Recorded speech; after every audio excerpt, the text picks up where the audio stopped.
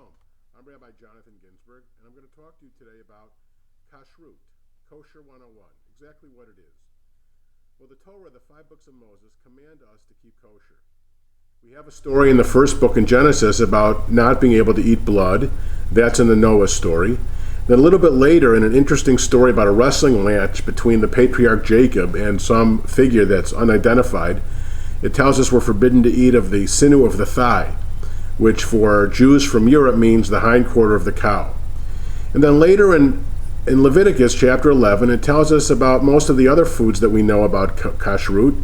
It tells us that mammals, in order to be eaten, have to have split hooves and chew their cuds. It says that any fish that we eat that comes from the sea has to have fins and scales. And it lists the birds that we can eat and the birds that we cannot eat, as well as some insects, but Jews from Europe never had a tradition of eating insects. The Torah also 3 times says that we're not allowed to eat a kid that's cooked in its mother's milk, which our ancient sages always identified as the general prohibition of eating milk and meat products together. And finally, in Deuteronomy, it tells us that we have to slaughter the animals in a particular way. These are the basic rules of kashrut. There are some other issues too, but basically this is it. So Jews who keep kosher need to have separate pots and pans and dishes for meat and milk, have to buy only meat that's slaughtered in a particular way, and no blood. All the blood has to be drained. We can't eat any shrimp or other seafoods, but only fish that fins and scales. Only certain domesticated birds. Now, why does God want this? Well, the Torah really doesn't say. It says in general that we should be holy, and that's why. And it's hard to know what's exactly in God's mind. We can never know that, but I'll give you an idea of what some scholars think it is. The most important thing in life to God is life itself. And goodness knows, people kill themselves, they kill other people in large numbers, we kill animals, we are even destroying the earth itself. We need to learn to preserve life, and so much of Judaism tries to teach us to do that. And the way in which we eat and don't eat also can teach us that. And so we're forbidden to mix the thing that represents life to us, milk, with the thing that represents death to us, flesh. And so we cannot eat milk and meat together. We need to wait a period in between. And mostly in our tradition, we wait an hour or 3 hours or 6 hours, depending on where you come from. In addition to that, we need the discipline of not being able to kill anything we want, anytime we want, but only certain things at certain times we're allowed to eat. Maybe God prefers that we be vegetarians. In fact, Adam and Eve were. And eating meat was only a concession given to Noah later in the Bible. But if we're going to eat meat, we have to maintain these disciplines, to constantly remind ourselves to treasure life and value life above all else. And so by the Jewish people for thousands of years adhering to these rules of kashrut, we have inculcated and instilled in our hearts and souls a desire to preserve life and not kill things indiscriminately. It's a rare person who's allowed to kill an animal at all. Most people can never kill an animal to eat. And that rare person has to kill an animal with respect and dignity, and it's only certain ways of slaughter. Has to pour the blood, check the internal organs, and say a prayer, treating that loss of life tenderly.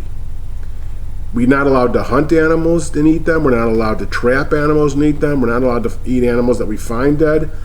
Only animals that are killed by hand, to teach us about the power of the loss of life. And so if it's a shame that more Jews are not keeping kosher these days, and we don't have to be fanatics. I'll tell you a little joke about fanaticism and how there'll always be some Jew telling you that you're not kosher enough or that you're too kosher. The joke is about the most pious Jew in the world who dies, and the old Jewish legend is that when we die in heaven, we're served either fish or meat. Now, the background to this joke you need to know is that meat has to be slaughtered properly and fish doesn't. And so the man is so pious that God decides to be the waiter and the cook for this man. And he says, Reb so-and-so, you've been so pious, by tradition, you're offered either fish or meat. What would you like? So the man here is concerned that it be kosher. He says to God, well, tell me, who's going to make sure the meat is properly slaughtered and prepared properly? And God says, I will. The man says, well, that's very nice, but I think I'll take the fish. So we don't have to be fanatics about it. The Orthodox have certain extra rules which may or may not be necessary, like glad kosher is a brand new thing from Hungarian Jews just about a century ago. We believe, and the conservative movement believes it's okay to eat hot food out in non-kosher restaurants as long as the food itself is prepared in a way that doesn't involve non-kosher ingredients, and most conservative rabbis do that. You don't have to be a fanatic about it, but the more kosher you can be, the best. I have a friend, a conservative colleague, who wrote a paper about the 12 steps of kashrut. And so maybe it's time to start. Get rid of the pork products in your house. Get rid of the shellfish. Stop eating them. There's plenty of alternatives. You can eat very healthily. And that's another point to make. Kashrut has absolutely nothing to do with health. The Torah does not say one word about health. There's so many Jews who dismiss it by saying, oh, it's just old health rules and we have much more knowledge now. Well, that is a complete straw man. There's nothing about health in Jewish tradition. It's not that eating kosher is unhealthy. It's just not about healthy. It's about holiness. And so I urge you to think about kashrut, to continue to observe kashrut, to increase the level of kashrut in your lives. It's one of the most important ways to identify Jewishly, to aspire to the biblical levels of holiness the Torah wants us to, and to understand the mystery. And perhaps if we continue to keep kosher in significant ways and bring this to the world, life will be even more enhanced.